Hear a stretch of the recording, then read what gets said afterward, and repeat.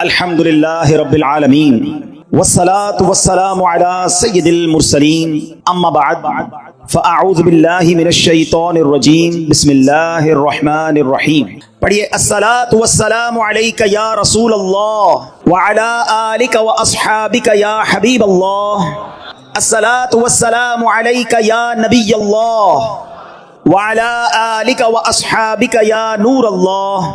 حکایت الصالحین نامی کتاب ہے اور اس میں ایک بڑا ہی ایمان افروز واقعہ موجود ہے جو آج میرے بیان کا موضوع بھی ہے۔ ذرا توجہ سے آپ سب نے بیان کو سننا ہے۔ حضرت ذوالنون مصری رحمۃ اللہ تعالی علیہ ایک روز نیل کے ساحل کی طرف تشریف لے گئے۔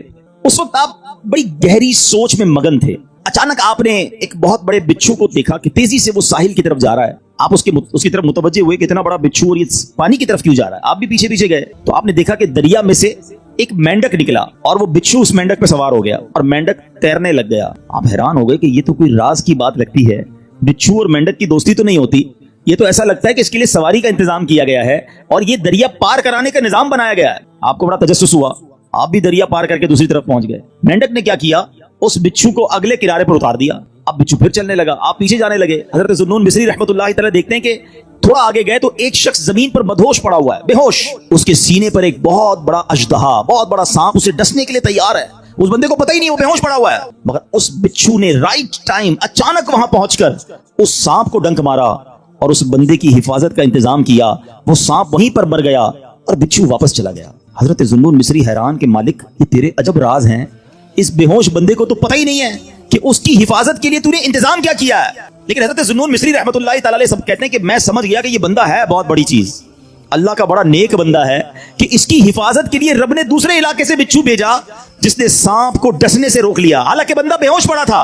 آپ نے سوچا کہ میں اس بندے کے پیری چوم لیتا ہوں، اتنا بڑا اللہ کا ولی ہے، بے ہوش ہے۔ وہ جیسے ہی قریب ہوئے نا تو آپ کو اس بندے کے منہ سے شراب کی بدبو آئی۔ آپ حیران ہو گئے کہ شرابی، گناہ گار، اور اس کی حفاظت کا ایسا انتظام۔ اللہ اکبر۔ ابھی آپ پریشان ہی تھے کہ آپ کو غیب سے آواز آئی، اے ذوالنون حیران کیوں ہوتا ہے، یہ بھی ہمارا ہی بندہ ہے۔ اگر اللہ صرف نیکوں کی حفاظت فرمائے گا، اگر نیکوکاروں کی ہی رب حفاظت فرمائے گا تو اے ذوالنون گناہ گاروں کی حفاظت کون کرے گا؟ ہائے ہائے۔ حضرت ذوالنون نے جب یہ سنا تو آپ وجد میں آ گئے، آپ کی کیفیت ہی بدل گئی۔ اللہ اکبر۔ جب سورج غروب ہونے لگا، ساحل پر ٹھنڈی ٹھنڈی ہوا چلنے لگی تو اب اس نوجوان کے جسم میں کچھ حرکت پیدا ہوئی۔ تھوڑی دیر بعد وہ ہوش میں آیا۔ حضرت ذوالنون اس کے قریب ہی بیٹھے تھے۔ آپ کو دیکھ کر شرمندہ ہوا، شرمندگی سے کہتا حضور آپ ادھر کیسے؟ آپ اللہ کے ولی تھے، بڑے مشہور شخصیت تھے، وہ بندہ آپ کو پہچان گیا۔ تو آپ نے فرمایا پہلے یہ بتاؤ کہ تم کون ہو، میرے بارے میں چھوڑو۔ اس نے کہا حضرت آپ تو دیکھ ہی رہے ہیں میں شرابی آدمی ہوں۔ آپ نے فرمایا ذرا بائیں طرف دیکھو، اپنی ذرا قریب دیکھو۔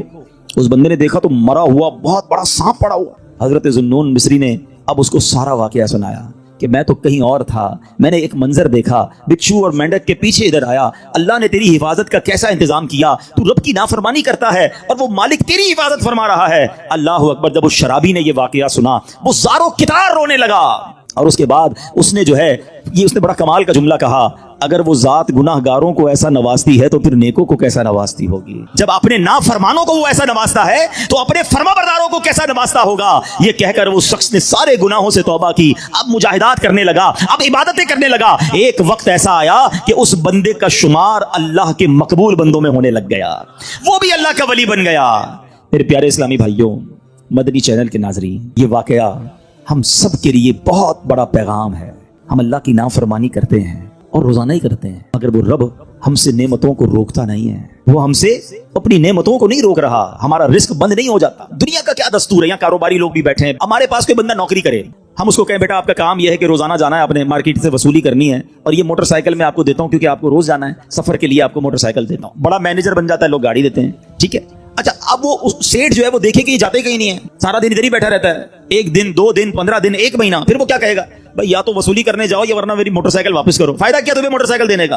جو فیسلٹی دیتا ہے کوئی ہمیں کسی کام کے لیے دیتا ہے نا، اگر وہ کام نہ کریں تو وہ فیسلٹی واپس لے لی جاتی ہے۔ سچ بتاؤ میرے رب نے مجھے اور آپ کو آنکھیں کیوں دی ہیں؟ کیا حرام دیکھنے کے لیے دی ہیں؟